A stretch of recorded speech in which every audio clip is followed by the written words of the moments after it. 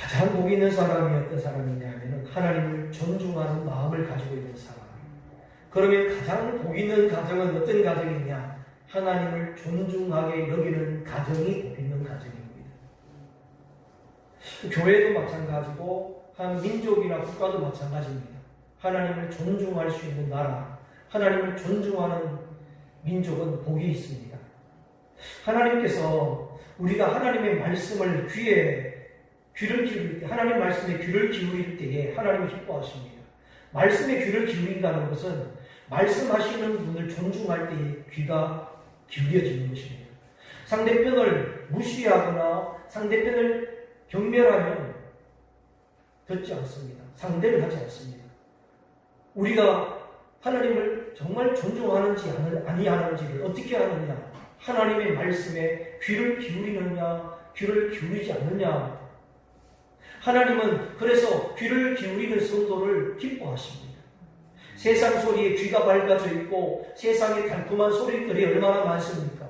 그럼에도 불구하고 하나님의 소리에 귀를 기울이고 하나님을 향해서 귀가 열려있는 것은 큰 은혜입니다. 큰 축복입니다. 우리가 큐티를 하면서 바쁜 일정 가운데에서도 불구하고 하나님의 말씀에 귀를 기울이는 시간이 큐티입니다. 영적으로 경건한 시간이고 하나님과 깊은 교제를 나누는 시간이 큐티하는 시간입니다. 그래서 먼저 우리가 경건의 시간을 하기 위해서는 조용한 장소가 필요하고 그리고 정해진 시간이 있으면 참 좋습니다. 조용한 시간, 조용한 장소를 미리 정해서 마련해주면 도움이 될 것입니다. 그리고 마음이 가라앉을 때까지 가만히 기도하면서 하나님께 집중합니다. 성령님께 도움을 구합니다. 그리고 성경을 읽을 때에는 나의 지식이 머리가 아니라 성령님의 도우심을 구하고 그리고 말씀을 들을 수 있는 귀가 될 수 있도록 성령님께 간구해 보십시오. 성경을 읽을 때 눈으로 읽지만은 우리가 눈으로만 읽으면 안 됩니다. 떠오르는 생각이 있을 것이고 성경을 하다 궁금한 질문이 있을 것이고 느낀 점이 있을 때에는 우리가 꼭 반드시 적어 보십시오. 가슴에 와닿는 은혜를 기록하는 습관은 영적인 신앙생활에 큰 도움이 될 것입니다. 돌아서면은 그리고 아침이 되면 아니면 저녁이 되면 생각이 나겠지라고 외우고 기억해도 저녁이 되거나 아침이 되면 전날 주셨던 메시지가 하나도 생각나지 않는 것이 영적인 것입니다. 영과 육은 전혀 다릅니다. 성경은 수천 년 동안에 기록되어진 역사의 책이 아닙니다. 오늘 저와 여러분의 삶, 우리의 삶의 현장에서 적용해야 되는 문제, 그리고 하나님의 명령과 약속이 바로 성경입니다. 하나님의 말씀을 묵상하는 내용을 어떻게 하면 실천하고 어떻게 하면 행동할 것인가를 우리가 기록하면서 옮겨놓고 그리고 최고의 영적인 양식으로 삼을 때에 우리는 내 몸과 마음이 건강하게 살아가게 되는 것입니다. 그리고 큐티를 할 때 마지막 부분에 가서는 읽었던 말씀, 묵상했던 말씀을 붙잡고 말씀대로 그대로 기도를 하고 나의 연약함을 하나님께 불쌍히 여김을 달라고 고백하고 겸손히 기도한 다음에 주신 말씀이 그대로 이루어지게 될 것을 믿고 삶을 하나님 앞에 내어드리는 거예요. 큐티야. 지난 한 주간 동안 우리는 사무엘상 성경 말씀을 큐티했어요. 아침에 음성 설교를 우리가 여러분들에게 보내드리는데 말씀을 읽고 기록을 해보고 새겨지고 할 때에 그것을 계속 묵상하고 그리고 적용을 해야 됩니다. 사무엘서의 시작이 참 활기차게 신나게 시작하는 말씀이 아니라 자식이 없어서 눈물을 흘리면서 통곡하고 울고 있는 여인의 기도로 시작합니다. 한 여인이 아기가 없어서 자식이 없어서 눈물을 흘리면서 성전에서 기도하는 모습으로 사무엘상 성경이 시작이 되는데 그 여인의 이름이 한나라고 하는 여인입니다. 한나. 사무엘이라고 하는 아이가 태어나기 전에 그 가정은 어떤 가정이었는가? 이 세상의 모든 축복을 다 받고 부족함이 없는 그 상태가 아니라 부족함이 있어서 행복이 없는 가정에서 시작되는데 울면서 기도하면서 한 여인의 기도에서 시작하고 있는 것입니다. 사무엘 가정이 처음 그랬어요. 아무것도 없었어. 행복한 가정이 아니었습니다. 한나의 기도로 시작한 가정이 오늘 사무엘의 가정입니다. 한나의 기도 내용을 보면은 1장에 보면 10절, 11절 보십시오. 한나가 마음이 괴로웠어. 마음이 괴로운 마음을 가지고 하나님 앞에 기도하고 통곡을 합니다. 그리고 서원하여 이르되 11절 말씀에 한번 같이 읽게 11절을 같이 읽겠습니다. 서원하여 이르되 만군의 여호와여 나를 주의 여종의 고통을 돌보시고 나를 기억하사 주의 여종을 잊지 아니하시고 주의 여종에게 아들을 주시면 내가 그의 평생에 그를 여호와께 드리고 삭도를 그의 머리에 대지 아니하겠나이다. 서원 기도를 하고 있는 모습을 보게 됩니다. 아이가 태어나기 전인데 나지도 않았는데 아이가 태어나면 평생을 하나님께 바치겠다고 소원하고 있습니다. 사람은 이 극단적인 상황에 몰리면 목숨을 거는 기도를 하게 됩니다. 그런데 누가 극단적인 상황으로 만듭니까? 한나의 경우는 하나님이 극단적인 상황으로 몰고 가십니다. 사실 하나님은 우리가 극단적인 상황이 아니더라도 우리에게 좋은 것을 주십니다. 하나님은 우리에게 좋은 것을 예비해 주셨습니다. 하지만 하나님께서 오늘 우리에게도 극단적인 기도, 그리고 소원 같은 기도를 하게 하실 때가 있어요. 한나와 같이 소원 기도, 극단적 기도를 하게 하실 때가 있는데 놀라운 축복은 하나님이 이미 준비해 두셨음을 기억하시기 바랍니다. 우리 마음은 산나와 같이 통곡하면서 그리고 엎드려서 괴로워하면서 기도하지만 하나님은 이미 예비해 두신 응답의 내용들이 있습니다. 하나님은 우리가 기도할 때에 기도하고 그리고 우리가 간절히 기도하는 것을 결단코 외면하지 않습니다.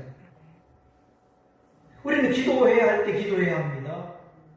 상황에 몰려서 극단적인 기도를 하게 되거나 아니면은 서원하는 기도에 가기 전에 우리는 기도할 수 있어야 됩니다. 뿐만 아니라 극단적인 상황에 몰리면 또 기도해야 됩니다. 한나는 자녀를 간절히 갖기를 원했지만은 그 자녀가 단순히 자기 자신의 행복을 위한 기도이거나 아니면 자녀가 태어나서 효도 잘하는 자녀가 아니라 하나님과 이스라엘을 위해서 한평생을 살아가는 사람이 되기를 바랬던 거예요. 하나님과 이스라엘을 위해서 잠깐 그렇게 사는 자녀가 아니라 평생을 하나님을 위해서 그리고 민족을 위해서 사는 자녀가 되기를 소원하는 겁니다. 머리에 삭도를 대지 않는다는 말은 나시린이라는 말로 표현을 합니다. 나시린이라고 하는데 이스라엘에 나시린 두 종류가 있어요. 하나는 일시적으로 바쳐지는 사람이 있고 다른 하나는 하나님께 평생을 바치는 나시린이 있습니다. 평생을 바치는 사람이 있습니다. 한나가 아들을 낳고 조금도 아까워하지 않고 하나님 전에 바치는 것은 정말 놀라운 일입니다. 그녀의 소원은 단순히 일단 하나님을 붙잡고 보자, 일단 하나님 앞에 응답을 받고 보자 그런 마음이 아니었습니다.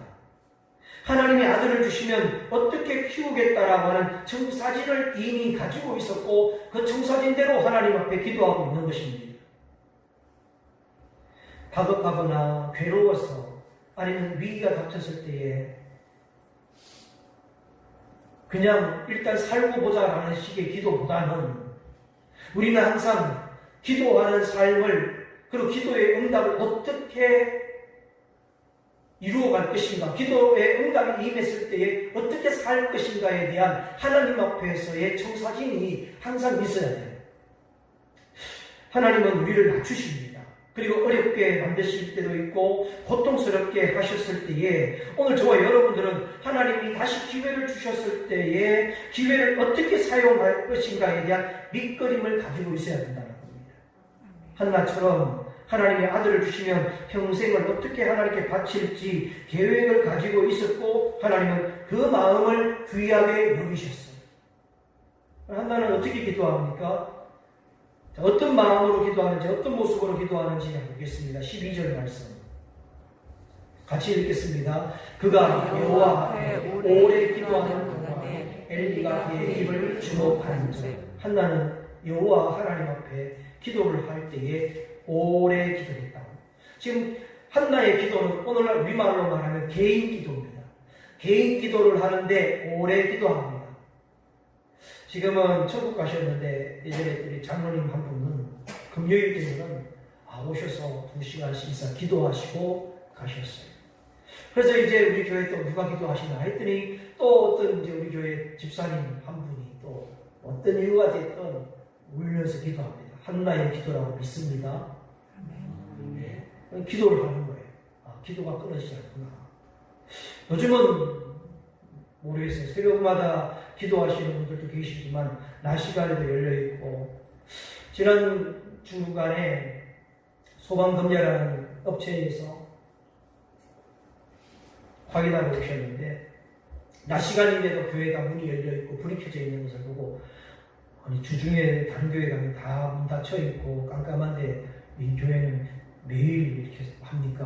하더라고요. 저는 하나님의 교회가 기도하는 교회 또 믿는 자들이 항상 와서 함께하고 은혜가 있는 교제가 있고 사랑이 있는 교회가 되길 원합니다. 아멘. 하나님은 다 아시는데 사람들은 잘 모릅니다. 한나가 오래 기도하고 있지만 사람들은 뭐라고 말합니까? 뭐 그렇게 오래 기도하나? 하나님은 다 아시는데 뭐 그렇게 오래 기도하나? 자꾸 회방을 놓습니다. 하나님 모르는 것도 없고 당신 마음 다 아는데 뭘 그렇게 오래 기도하니? 이렇게 이야기하는 사람들이 있으면 그냥 흘려버려야 돼요. 그걸 받아들이면 안 되는 거예요. 하나님은 우리에게 오래 기도 시키실 때가 있어요.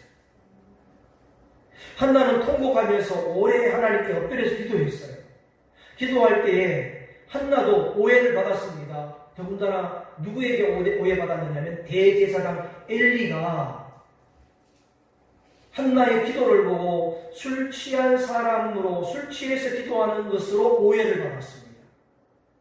작은 오해를 받아도 기분 상할 텐데 하나님 앞에 괴로워서 기도하는 모습을 보고 술 취했다고 하니 얼마나 더 자존심이 상하겠습니까? 상처받지 않겠습니까? 한나는 상처받거나 자존심이 상하지 않았습니다. 저는 여러분 우리 성도님들이 이런 한나와 같이 오해가 있을 만큼 오래 기도하는 경험이 있기를 축원합니다. 누가 오해해도 상관없어요. 하나님이 받으시고 하나님 앞에 합당한 기도의 모습을 받을 때, 기도를 드릴 때 그 성도는 은혜가 있는 것입니다. 기도할 때에 어떤 장애물이 나타나서 방해받을 만큼 계속 기도할 수 있는 저와 여러분 우리 교회가 되기를 축원합니다. 사람들은 처음 서원한 기도를 시간이 지나면은 마음이 변해갖고 약속을 깨뜨릴 때가 있습니다. 마음이 변하니까 약속을 잊어버리는 거예요. 사람 마음은 하루아침에도 수십 번 변덕스럽게 변합니다. 그러나 한나는 처음 하나님께 가졌던 마음이 변하지 않았습니다. 한나는 처음 하나님 앞에 기도했던 마음이 변하지 않고 사무엘이 태어났을 때에 하나님께 바칠 수 있었던 것은 자기가 낳은 아이지만은 하나님이 주신 아이라는 것이 분명히 그 마음이 변하지 않았어요. 아이가 자기 아이가 아니었기 때문에 바칠 수 있었습니다. 사무엘이 졌을 때입니다. 졌을 때고 이제 한나는 여호와의 집에 이제 어린 사무엘을 데려갑니다. 24절을 보겠습니다. 한번 읽겠습니다. 졌을 때 누구의 그를 데리고 올라갈새 숫소새마와 밀가마와 포도주 한 가죽부대를 가지고 실로 여호와의 집에 나아갔는데 아이가 어리더라. 아멘. 자, 졌을 때 후에 아기가 졌을 때면 3살 정도 됩니다. 3살쯤 됐을 때 그 어린 아이를 데리고 이제 하나님 앞에 드려질 제물을 가지고 이제 여호와의 집에 나아갔습니다. 성전으로 올라갔습니다. 이 말은 다른 말로 말하면 하나님 앞에 서원한 기도를 그대로 아이가 지금 어리지만은 하나님 앞에 처음 서원했던 기도대로 하나님께 바치는 모습이에요. 한나는 기도한 대로 지켰습니다. 우리가 신앙생활 하다 보면은 기도할 때가 있습니다. 간절히 중보 기도를 하고 함께 기도를 나눌 때에 응답받고 잊어버릴 때가 있어요. 함께 중보 기도를 나누었는데 기도를 부탁했는데 가끔 함께 기도를 할 때가 있지 않습니까? 그런데 기도는 할 때 기도했는데 그런데 그 다음에는 소식이 없어요. 응답을 받았는지 아니면 어떻게 됐는지 소식이 없어요. 무책임하죠. 하나님 앞에 기도하고자 하는 마음은 간절하고 절실했는데 기도한 이후에 응답을 받고 난 뒤에는 끝나버려요. 우리 모습이에요. 여러분들 어떻습니까? 우리는 어때요? 기도하고 난 뒤에 하나님 앞에 어떤 응답이 있을 것입니다. 원하는 대로 응답을 받았을 수도 있고 원하지 않는 대로 응답이 되어졌을 수도 있습니다. 지난번에 함께 기도한 제목이 있었어요. 캐나다 선교사님이 기도 제목을 왔습니다. 이슬람권에 있는 가정을 전도하는데 이번 기회인데 꼭 전도하고 해야 할 일에 기도가 필요합니다. 기도 제목이 날아왔어요. 함께 기도를 했습니다. 그런데 그 이슬람 독실한 가정이라서 결국은 복음을 거절했는데 그것이 응답이죠. 거절받은 게 응답이죠. 거절할 수밖에 없었고 또 거절당했지만 다시 계속 기도합시다라고 우리가 다시 소식을 알려주는 것처럼 응답을 우리가 원하는 만큼 되지 않아도 하나님께서 이렇게 허락해 주셨습니다. 여기까지는 하나님이 허락하셨고 또 여기부터는 거절하셨습니다 라고 하는 응답을 받았을 때 이 은혜를 나누는 것, 응답을 나눌 때의 은혜가 되는 겁니다. 원하는 대로 된 것만 응답이 아니라 거절된 것도 응답이기 때문에 함께 중보 기도한 사람들과 성도님들과 그 결과를 나눌 때에 은혜가 되고 그 은혜는 우리에게 힘이 되는 겁니다. 그래서 그리스도인들은 하나님의 은혜를 나눌 때 강해지는 것입니다. 원하는 대로 기도에 응답이 힘이 되는 것이 아니라 그 응답의 결과를 가지고 성도들과 함께 서로 나눌 때에 힘이 되고 능력이 되는 것입니다. 함께 나누는 것. 세상을 의지해서 힘이 되는 것이 아니라 그리스도인은 하나님을 의지하고 하나님을 믿기 때문에 힘이 납니다.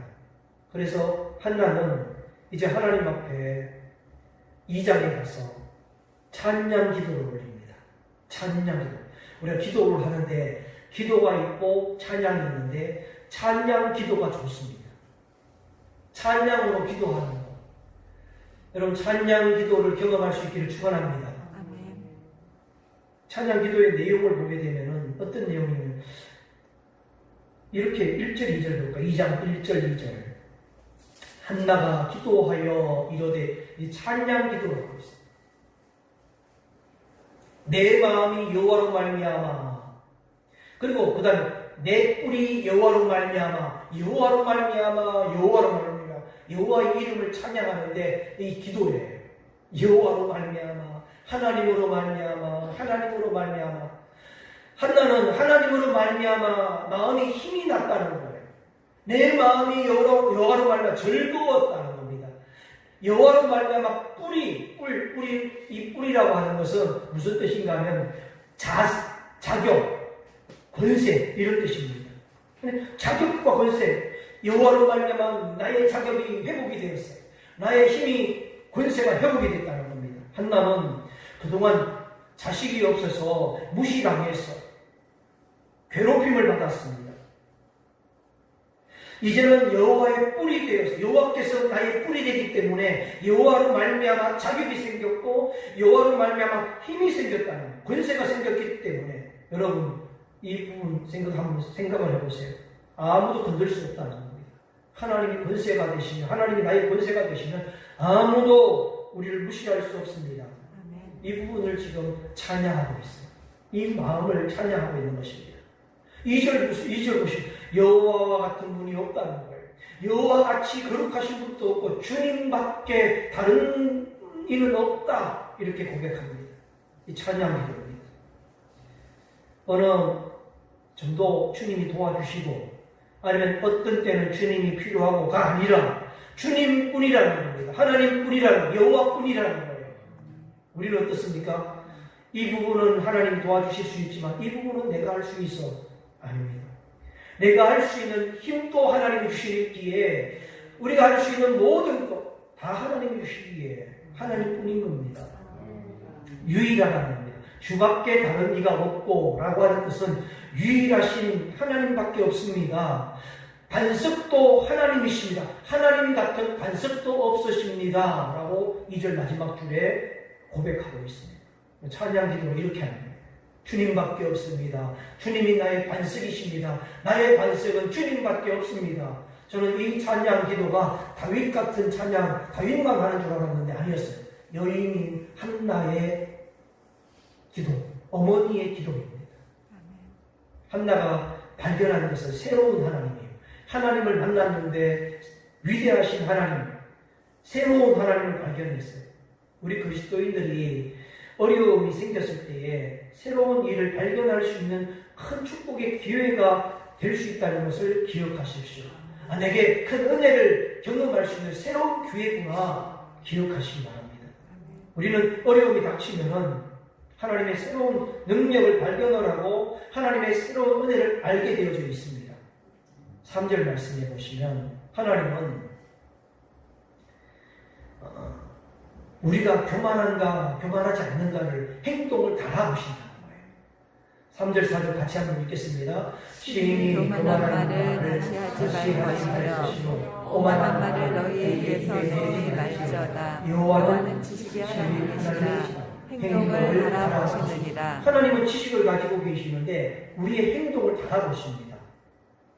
그럼 우리 행동을 달아보실 때에 세 가지를 달아보십니다. 4절 보죠.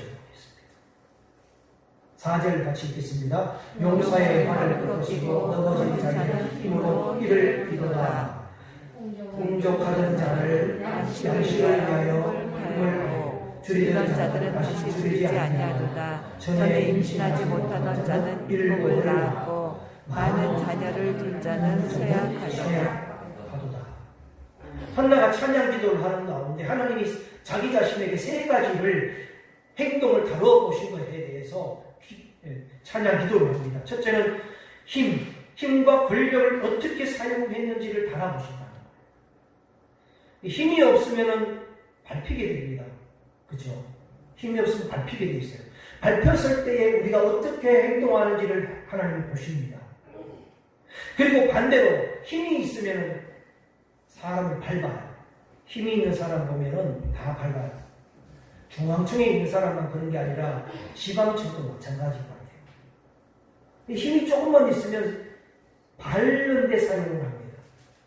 근데 하나님은 보신다는 거예요. 우리가 힘이 있을 때나 권력이 없을 때나 있을 때나 보신다는 거예요. 행동을 달아보십니다. 두 번째로는 풍족한 자들이라고 했는데 이는 재물을 말합니다. 돈이 많은 사람. 그리고 가난한 사람들을 달아보죠. 줄이던 자, 이는 가난한 사람을 말합니다. 그러니까 우리가 돈이 있을 때도 있고, 돈이 없을 때도 있고, 가난할 때도 있고, 부할 때도 있습니다. 근데 하나님께서 달아보시고, 우리가 돈 없을 때 어떻게 하는지 달아보세요. 돈이 많을 때 어떻게 하는지를 달아보십니다. 세 번째로, 임신하지 못했을 때에 일곱을 낳았다는 거예요. 이 말은 한나의 같은 경우에 보면 자식의 문제예요. 자녀가 없었어요.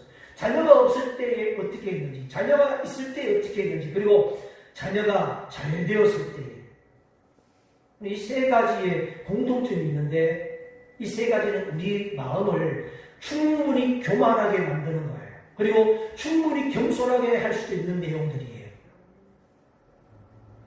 힘이 있고 돈 있고 자식이 잘 될 때에 겸손할 수도 있는가 하면, 있으니까 힘이 있고 그리고 돈 있고 자식이 잘 되니까 교만해지고 잘난 척하게 되고 사람들을 짓밟고 교만해지는 경우가 있어요.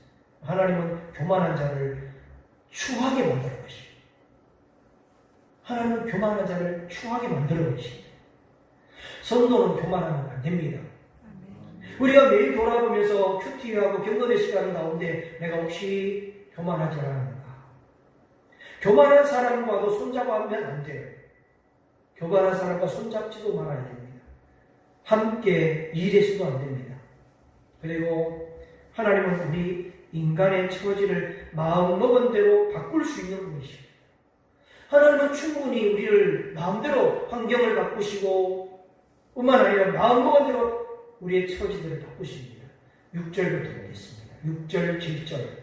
여호와는 7절에서 여호와는 이렇게 말씀합니다. 같이 읽겠습니다. 여호와는 죽이기도 하시고 살리기도 하시며 서울에 내리기도 하시며 거기에서 올리기도 하시는도다.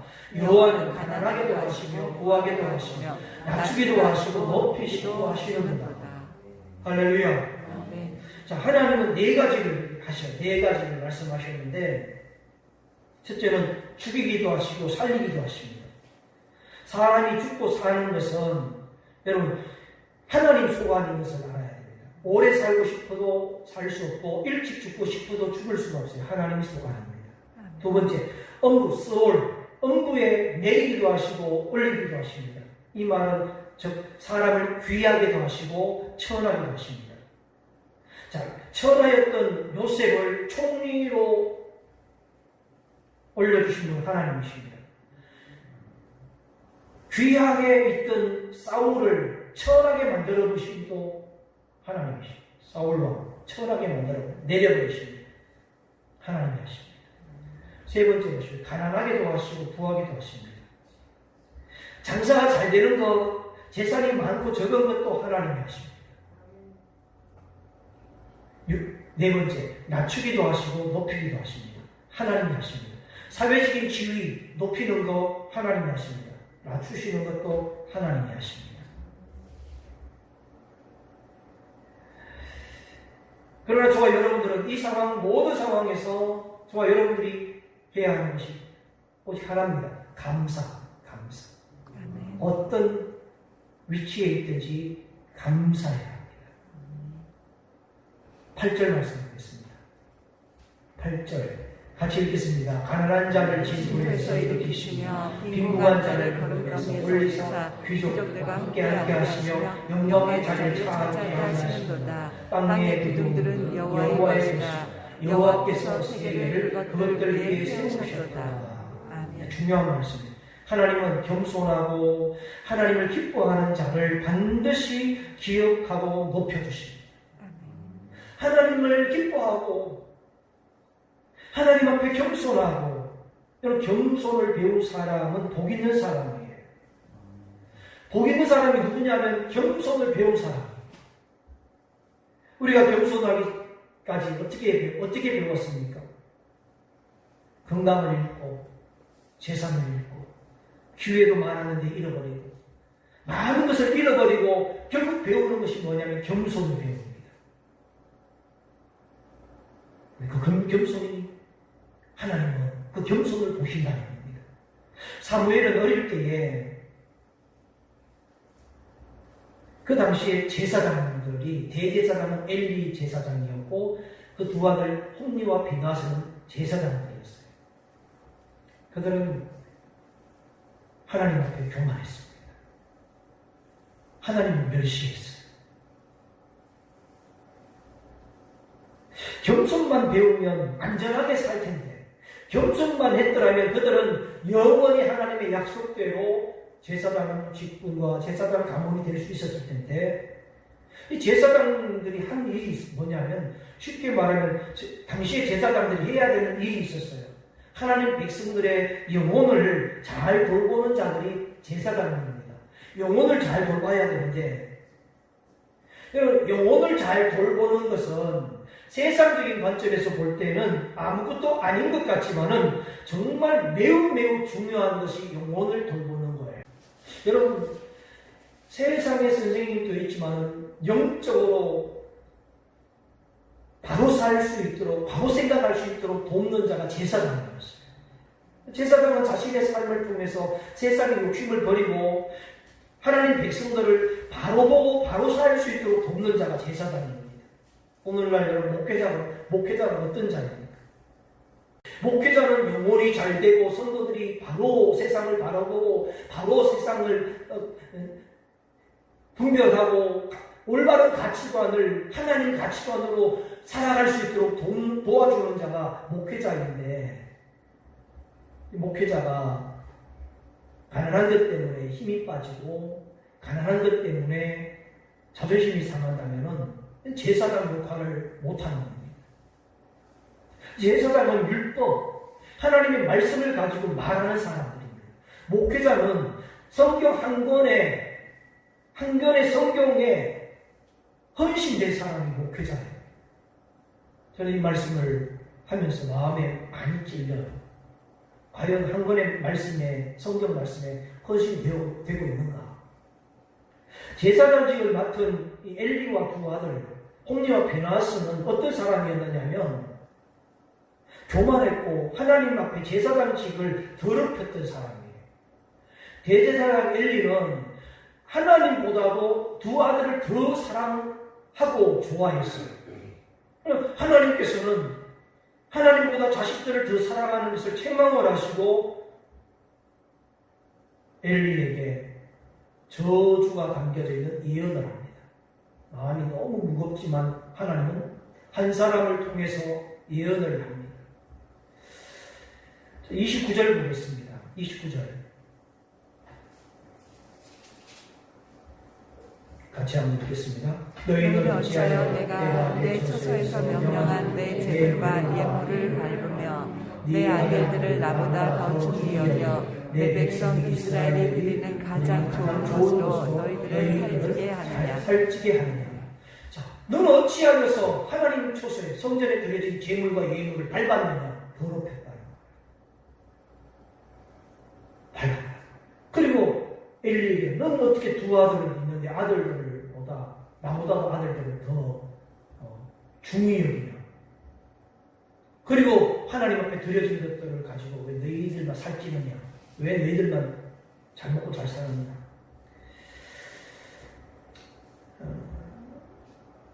하나님은 엘리의 제사장직을 목숨보다 중요하게 생각해야 되는데 자식에 대한 맹목적인 사랑으로 인하여서 제사장직을 짓밟아버리는 아주 더럽히는 일을 했는데 자녀들도 그냥 뒀다는 거예요. 자식들이 잘못했을 때 그냥 둬버렸어요. 제사장직을 이용을 해서 재물을 탐하고 사람들의 눈을 속이고 했어요. 그래서 진노를 하십니다. 30절 말씀에 우리가 읽었던 말씀이에요. 영원히 행하겠다고 했던 가정의 제사장직을 박탈시키십니다. 그렇게 하지 않겠다고 말합니다. 이제 1절부터 이렇게 내용에 지금 자막은 안 나오지만 내용인데 네 가지 저주를 예언받습니다. 제사장직을 거두어 가신다. 그리고 가족들이 단명을 해서 노인이 없고 단명해서 대가 끊어진다. 그리고 두 아들은 한 날 한시에 죽게 될 것이다. 그리고 너희 가문은 경제적으로 물질이 궁핍해질 것이다. 끔찍한 이 네 가지를 저주받습니다. 여러분, 왜 이런 저주, 정말 엘리 가정에 내려졌던 것이지만 왜 이렇게 예언되어진 것입니까? 원인은 하나입니다. 하나님을 존중히 여기지 않았기 때문이에요. 하나님을 존중히 여기지 않았기 때문에. 하나님은 제사장이 교만해져서 하나님의 제사를 더럽히면 그때는 하나님께서 은혜를 거두어 계십니다. 31절 말씀을 다시 한번 보시면 뒷부분에 보십시오. 나를 존중히 여기는 자를 내가 존중히 여기고 나를 멸시하는 자를 내가 경멸한다. 하나님은 우리가 하나님을 존중하는지 안 하는지를 아십니다. 하나님을 해야 하는 자가 하나님을 존중하지 않는다면 하나님은 그 모습을 보신다는 거예요. 다 보고 계시고 알고 계십니다. 우리가 사람을 존중하고 사람을 두려워하는지 아니면 하나님을 두려워하고 하나님을 존중하는지를 하나님은 보시고 아십니다. 하나님은 우리에게 가장 좋은 것을, 가장 귀한 것을 주셨는데 우리가 받을 준비가 되어 있어야 받을 수 있는데 그 좋은 것을 받으려면 하나님을 존중하는 자세, 믿음, 태도가 있느냐라는 거예요. 하나님을 두려워하면 하나님이 주십니다.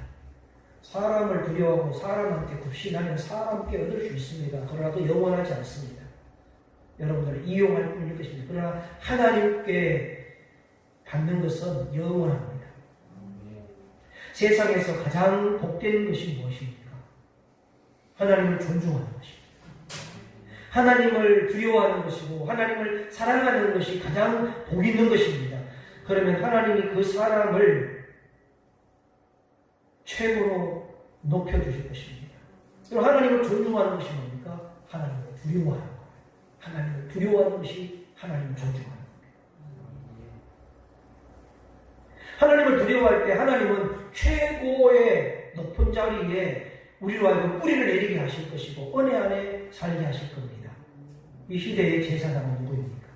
대제사장은 예수 그리스도이십니다. 저와 여러분 우리 그리스도인들은 바로 이 시대의 제사장들입니다. 그리스도인은 오직 하나님의 뜻을 묻고 하나님의 뜻을 따라서 행하는 자들입니다.